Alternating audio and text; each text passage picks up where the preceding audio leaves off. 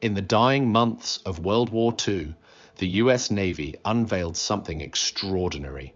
A fighter so powerful, so fast, and so unforgiving that pilots whispered it could change the course of the war, if only it had time. It could outclimb a Mustang, outturn a Zero, and accelerate like a launched shell. In the right hands, it was unstoppable. In the wrong hands, deadly even to its pilot. This was the F8F Bearcat, the last and fastest of Grumman's legendary cats. But fate had other plans. Before it could test its claws in battle, the war was over.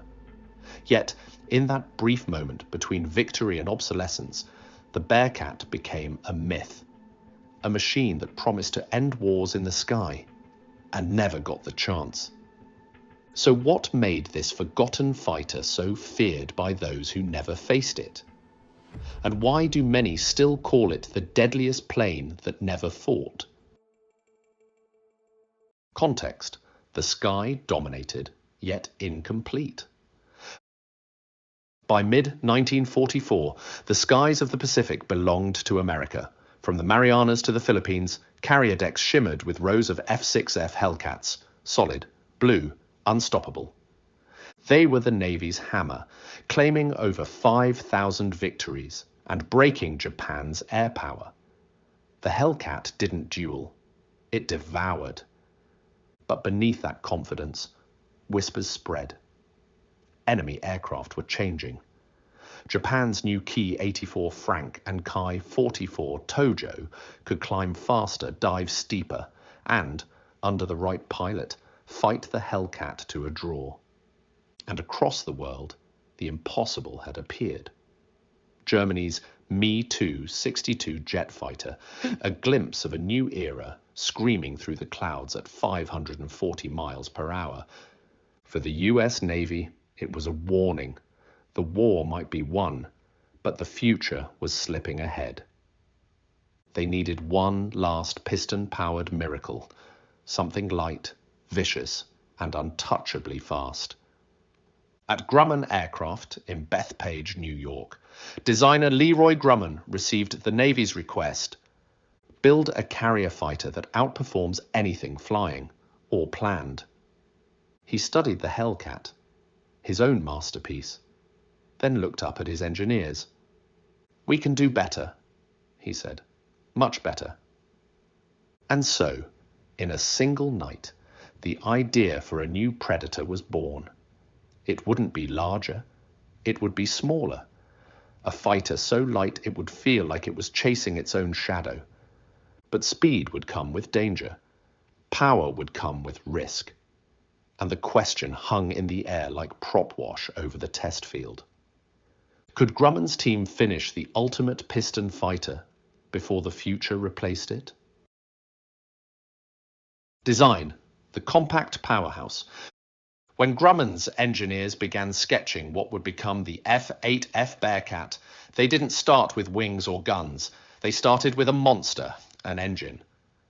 The Pratt & Whitney R2800 Double Wasp, 18 cylinders of raw fury, producing over 2,100 horsepower. It was the same heart that powered the Hellcat and the Thunderbolt. But this time, it would drive something radically smaller. Leroy Grumman's orders were ruthless. Every pound must earn its place. So they built the smallest airframe they could wrap around that massive engine. The cockpit was moved back for visibility, the tail shortened for carrier handling, and the wings clipped for speed and agility. Even the landing gear folded inward in a way that let more fighters fit on a carrier deck, a small detail with massive wartime value. The result looked like a coiled spring ready to explode. The Bearcat weighed barely 7,600 pounds empty, a full 2,000 pounds lighter than the Hellcat. Its power-to-weight ratio bordered on reckless. Pilots who saw it for the first time were skeptical. It looked too small, too compact, like someone had built a Hellcat that shrunk in the wash. But when the throttle opened, skepticism vanished. The Bearcat didn't roll forward. It leapt. Its acceleration was violent, the torque so fierce it could wrench the fighter sideways if handled carelessly. It demanded total focus from the moment the prop spun. But that danger was its price for brilliance.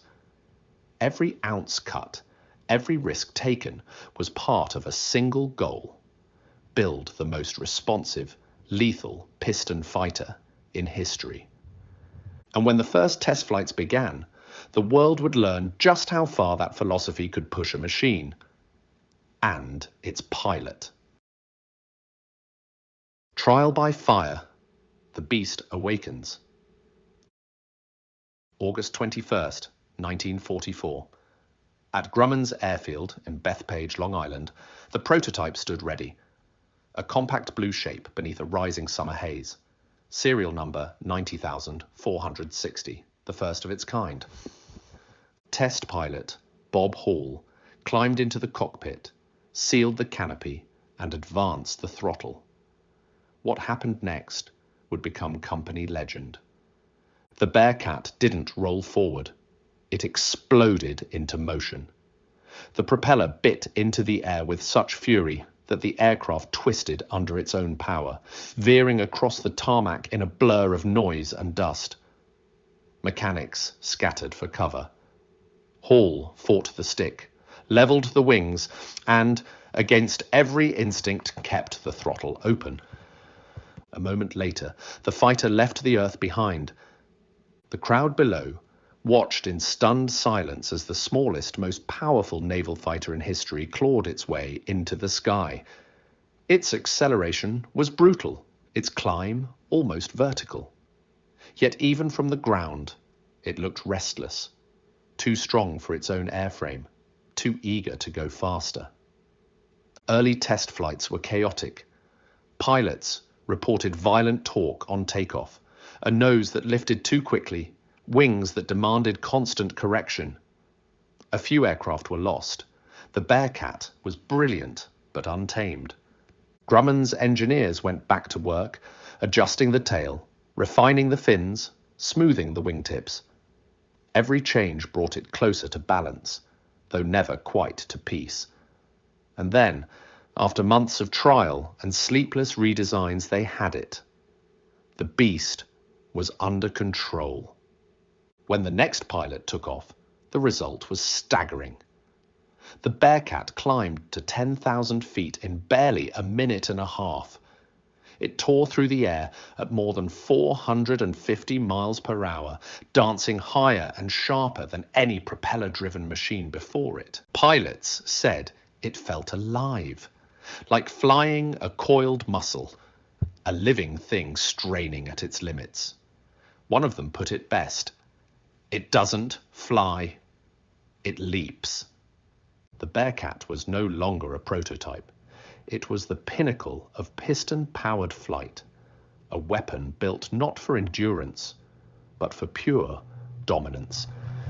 And yet, as it roared into the clouds above Long Island, another sound was rising over the horizon, a sound thinner, colder, alien.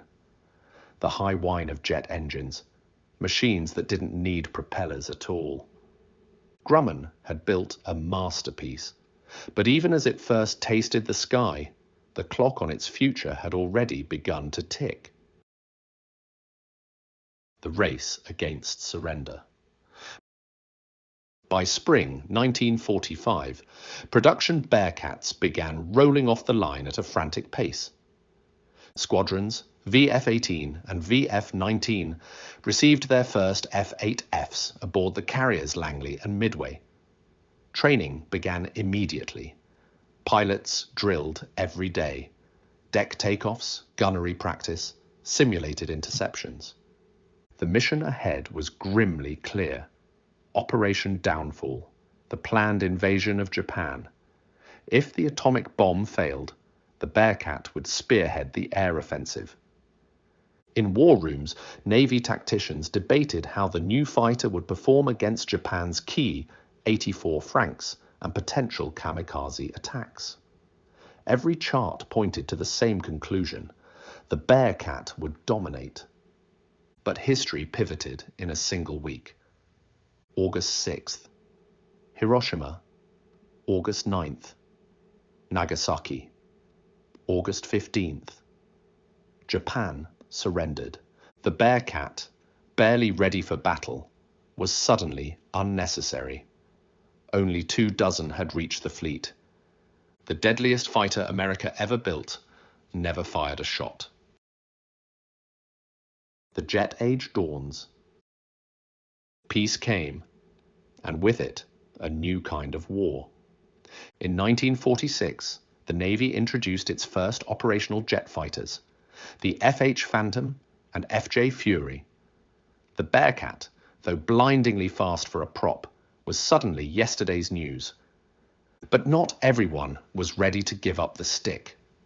Navy test pilot Robert M. Elder pushed his Bearcat to 10,000 feet in 94 seconds, shattering climb records.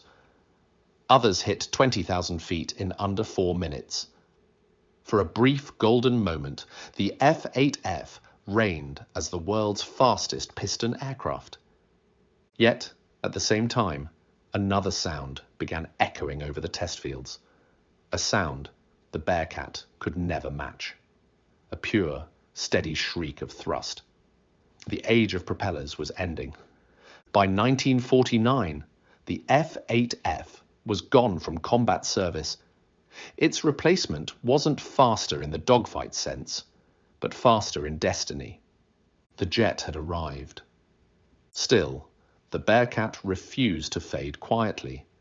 Its legend was just beginning on a very different battlefield.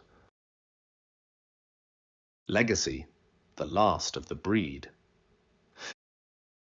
When the Bearcat left Navy service, its story should have ended. Another masterpiece overtaken by the jet age. But legends rarely end quietly. In the late 1940s, rows of retired Bearcats sat under the California sun, their paint fading, propellers still. Sold as surplus for a few $100s, they were relics in a world racing toward turbines. Yet a handful of pilots saw something different. They saw possibility. They bought them, rebuilt them, stripped away the armor, polished the skin, and pushed the engines far beyond their wartime limits. The Bearcat was reborn, not as a weapon, but as a racer. And among them, one would become immortal. Rare Bear. A modified monster with clipped wings and a re-engined heart, it thundered across the Reno Desert at 528 miles per hour, a piston speed record that still stands. Decades after its birth, the Bearcat was again the fastest propeller aircraft on Earth. But the Bearcat's legacy isn't just speed, it's purity. Pilots described it as alive, almost sentient. It didn't fly, one said. It leapt. It demanded everything from a pilot and gave everything back. It was the last of the great piston fighters, the final expression of flight before the jet age turned the skies cold and clinical. Today, only a few survive, gleaming under museum lights or growling back to life at air shows. Each time a Bearcat engine starts, the air trembles, and for a heartbeat, we return to a world where flight still had teeth. The Bearcat never fought its war, but it outlived it. And as its thunder fades, one question still hangs in the air. What would have happened if the world's deadliest piston fighter had been unleashed in battle? Reflection. The deadliest that never fought. History often remembers the victors, but sometimes it's the machines that never saw battle that tell us the most about humanity's drive to master the impossible. The Bearcat was overbuilt, overpowered, and utterly magnificent. It never met an enemy in the sky, yet it remains the final word in propeller-driven design. Had the war continued, it might have changed everything. Instead, it became something rarer, an apex predator, born at the moment its ecosystem vanished. The F8F Bearcat didn't need to fight to prove its worth. Its very existence was proof enough that at the height of destruction, humanity still reached for perfection. The F8F Bearcat was perfection built a moment too late. The last, greatest roar of the piston age. It never fought, but it proved that progress doesn't need war to fly. Its legacy still echoes every time a propeller spins, reminding us what humanity can create when it dares to go faster. If stories like this still stir your imagination, stay with us, subscribe, and keep flying through the legends that shaped the skies.